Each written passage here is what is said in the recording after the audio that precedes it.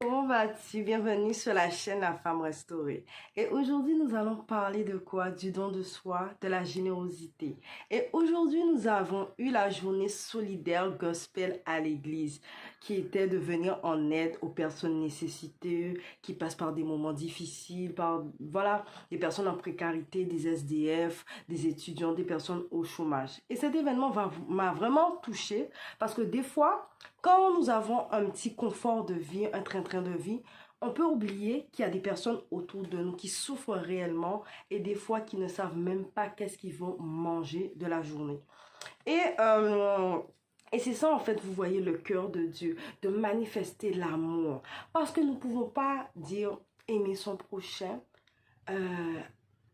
prochain, aimer les autres, aimer Dieu et voir des personnes qui souffrent, qui passent par des moments difficiles et ne pas les aider.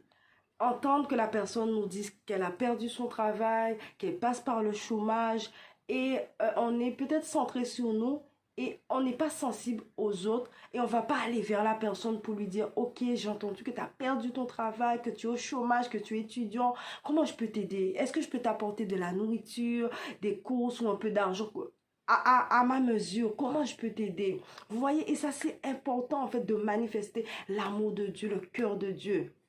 Et aujourd'hui, une sœur à l'église, elle donnait son témoignage. Elle expliquait que elle passait par un moment difficile où elle avait perdu son travail, elle était au chômage. Et il y a une sœur qui est venue la voir qui lui a dit comment ça va.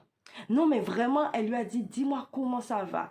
Et vraiment, elle lui a dit qu'elle a perdu son travail, qu'elle est au chômage. Elle savait même pas comment payer son loyer. Et cette soeur lui a apporté une enveloppe et c'était exactement la somme qu'elle avait besoin pour payer son loyer. Et par la suite, cette soeur l'a aidé à se relever, l'a aidé financièrement lors de ses études, lors du chômage, etc.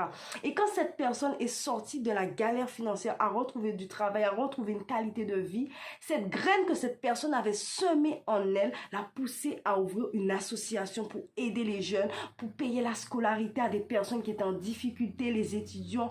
Voilà, donc vous voyez, c'est ça en fait le cœur de Dieu. Nous ne pouvons pas dire voir des personnes autour de nous, des personnes de la précarité, souffrir, ne pas avoir de quoi manger et d'être là, ne même pas se poser la question et même pas aller voir la personne pour lui dire mais comment je fais pour t'aider, que ce soit pour ton loyer, que ce soit pour les courses. Nous devons être sensibles aux autres, être moins centré sur nous parce que vous savez ce qu'on a sommé c'est ce qu'on va récolter, même si c'est pas la personne que nous avons aidé qui va nous aider demain, mais tôt ou tard ce que tu as semé aujourd'hui tu vas le récolter. Et quand des fois je vois aujourd'hui des personnes qui ont des comportements avec moi, qui me manifestent la bienveillance, l'amour, qui m'aident, qui prient pour moi, mais c'est parce que ce sont des graines